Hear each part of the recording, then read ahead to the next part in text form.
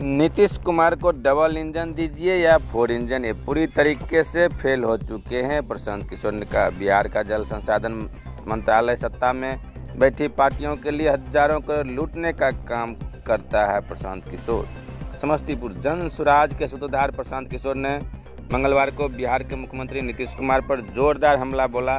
प्रशांत किशोर ने कहा कि बिहार में डबल इंजन की सरकार पूरी तरह से फेल है।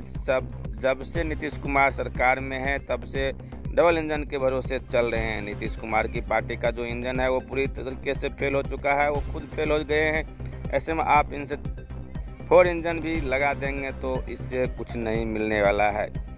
हसनपुर प्रखंड में पत्रकारों से बातचीत में प्रशांत किशोर ने आगे कहा कि आज बिहार का जल संसाधन विभाग है, जिसे सफ़ेद हाथी कहते हैं, उसका काम यही है कि बाढ़ में पैसा कमाओ, सुखाड़ में पैसा कमाओ और दोनों से जब ना हो तो जल जमाव से पैसा कमाओ।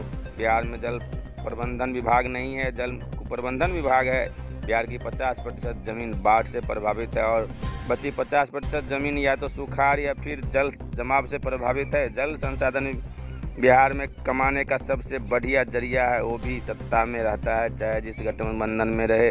वो जल संसाधन मंत्रालय किसी को नहीं देता, क्योंकि यहाँ से हजारों करोड़ रुपये कमाने के काम आता है। जल संसाधन कमाने और लूटने का फुल प्रूफ विभाग है। बता दें कि प्रशांत किशोर 256 दिनों से बिहार में पदयात्रा कर रहे हैं।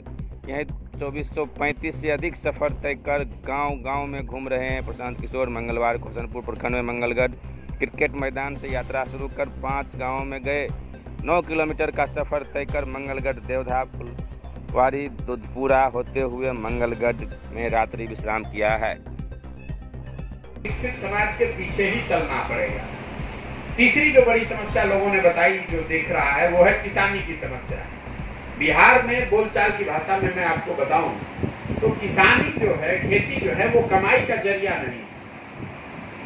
100 में 4-5% किसानों को अगर छोड़ दें तो बाकी सारे लोगों के लिए खेती जो है वो या तो पेट भरने का साधन है या फिर खेत में मजदूरी करने का साधन है। सिर्फ 5 से कम प्रतिशत किसान ही ऐसे हैं जिनके पास 2 बीघे से ज्यादा का मालिकाना हक है और वही लोग कुछ खेती से कमाई कर पा रहे हैं। बाकी जितने यहाँ पर लोग हैं, 100 में 60 लोग जमीन उनके पास है ही नहीं, भूमिहीन लोग हैं, वो खेती करते हैं, मजदूरी करते हैं। और जो 40 लोग जिनके पास जमीन है उसमें 35 लोग ऐसे हैं जो कि 2 बीघे से कम की मालकियत वाले हैं। तो 2 बीघे से कम की जो खेती करता है या जो मजदूर है बटाई देकर खेती करता है, उसके लिए खेती कमाई का जरिया नहीं, खेती उसके लिए पेट भरने का जरिया है। खेत में वो उतना ही उपजा पाता है कि अपना और अपने बाल बच्चों का पेट भर सके, उससे उसको कमाई नहीं होना है। और इसके साथ साथ जो 2 और बड़ी समस्या किसानों को है, एक तो है जल संसाधन की जो व्यवस्था है।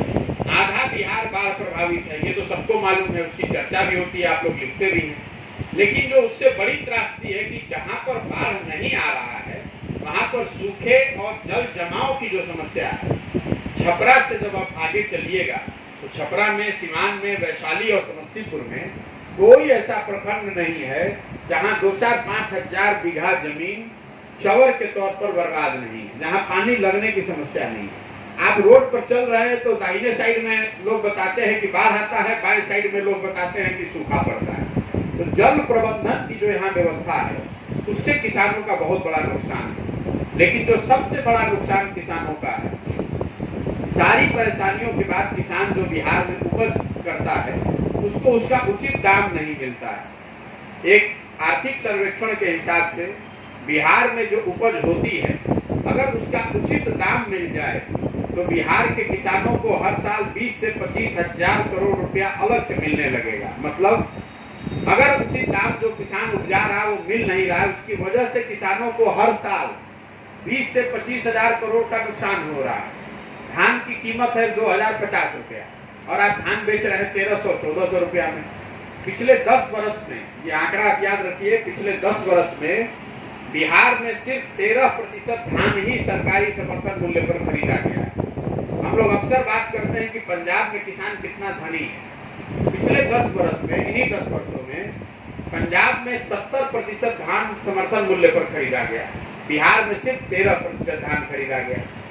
पंजाब में 70% से ज्यादा गेहूं समर्थन मूल्य पर खरीदा गया। बिहार में 1% से कम गेहूं ही। इंदिरा आवास, प्रधानमंत्री आवास योजना में बिहार सरकार का पिछले साल का यूटिलाइजेशन है करीब 60%। मतलब अगर जितना आवास बनाने के लिए पैसा दिल्ली सरकार ने देना था 100 रुपया, तो उसके बदले हम लोग 60 रुपया ही लेकर आए, 40 रुपया लेकर ही नहीं आए। तीसरी बड़ी योजना है शौचालय स्वच्छ भारत अभियान। तो भैया पूरे बिहार में जहां तक अभी तक मैं गया हूँ, सब गांव में खुले में शौच आज भी जीवन की सच्चाई है। कहीं पर भी ये जो ODF सर्टिफिकेट जारी किया गया है, ये ज्यादातर फर्जी है। ज्यादातर लोगों से 2000 रुपए लेकर शौचालय के नाम पर 10,000 रुपए दिए गए, 12,000 रुपए दिए गए, 2,000 रुपए का घूस लिया गया। किसी ने इस बात की चिंता नहीं की कि शौचालय बना कि नहीं, कि उसका उपयोग हो रहा है कि नहीं। चौथी बड़ी योजना जो केंद्र सरकार की है वो है मनरेगा। मेरा अपना मानना था कि बिहार में गांव देहात में हमको मनरेगा के बहुत सारे लाभार्थी, मनरेगा के मजदूर, मनरेगा के कार्य देखने को मिलेंगे। मैं आपको 10 महीने पैदल चलने के बाद विश्वास से बता रहा हूँ, अभी तक हमको मनरेगा का कोई सक्रिय कार्यक्रम दिखा ही नहीं। लोग रास्ते में चलते हुए बताते हैं कि ये पेड़ मनरेगा के तहत लगाया गया है, या फिर ये पंचायत भवन आंगनबाड़ी सेंटर में मनरेगा के तहत काम हुआ, कोई बांध पर मिट्टी फेंकी गई है, लेकिन ये सब पहले की बात। आजकल सक्रिय मनरेगा का कोई काम होता हुआ जमीन पर हमको दिखा नहीं। ये ऐसी योजना है जिसको धीरे धीरे पूरी तरीके से ठंडे बस्ते में डाल दिया गया है। और मनरेगा में भ्रष्टाचार का आलम यह है कि 40% इसमें कमीशन काटा जा रहा है। पिछले बरस बिहार सरकार का मनरेगा का यूटिलाइजेशन है 39%, 39%। मतलब 100 रुपया मनरेगा के तहत बिहार को मिलना था, तो उसके बदले में हम लोग सिर्फ 40 रुपया ही लेकर आए। और जो 40 रुपया लेकर आए उसमें 40% भ्रष्टाचार के तौर पर लोगों के पास, बिचौलियों को चला गया।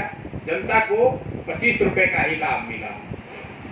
इसके अलावा जो राज्य सरकार की योजनाएं हैं, राज्य सरकार की योजनाओं में 7 निश्चय के तहत सबसे एक बड़ी योजना थी युवाओं को बेरोजगारी भत्ता। 2015 में ये बताया गया था कि 18 साल से 35 साल के सभी युवाओं को 1,000 रुपए प्रति माह सरकार की ओर से राशि मिलेगी सहायता के लिए, ताकि उनको मजबूरी में कहीं पलायन न करना पड़े। ये 2023 में हम लोग बैठे हैं, अभी तक मुझे नहीं लगता है कि किसी भी युवा को ये सहायता मिली है। ये योजना शुरू ही नहीं की गई, किसी को इसका लाभ नहीं मिला है। दूसरी योजना सरकार की बड़ी है स्टूडेंट क्रेडिट कार्ड की।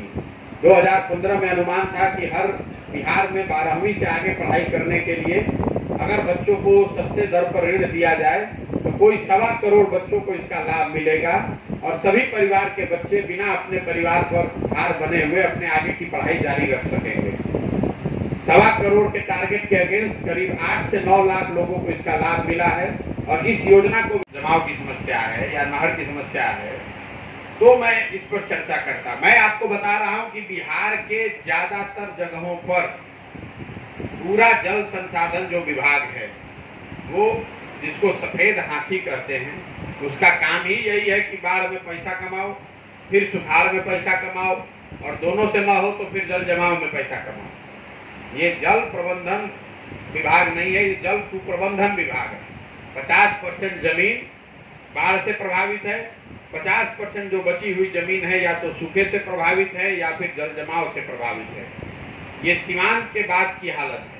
सीमांत से पहले जब जाएंगे आप सीमावर्ती चंपारण में, तो वहाँ जल जमाव के बजाय नदियों, जो नेपाल से नदियाँ आती हैं, वो नदियों के बहाव में जो परिवर्तन होता है उसमें वो समस्या है। कुल मिला जुला कर जो जल संसाधन है उसको वो यहाँ कमाने का सबसे बड़ा जरिया है। आप देखेंगे जो भी सत्ता में रहता है, चाहे जिस भी गठबंधन की सरकार रहे,